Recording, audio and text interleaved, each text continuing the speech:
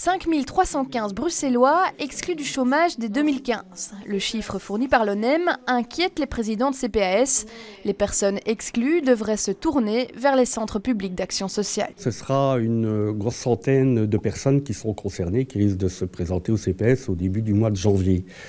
Budgétairement, ça veut dire aussi quelque part une augmentation pour nous, si on prend ce chiffre-là, de 25% du nombre de revenus d'intégration. Pour obtenir le chômage, le demandeur d'emploi de moins de 36 ans doit désormais avoir travaillé 312 jours au cours des 21 mois précédant la demande.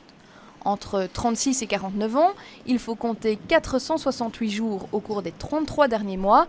Et à partir de 50 ans, le nombre de jours monte à 624 sur une période de 42 mois.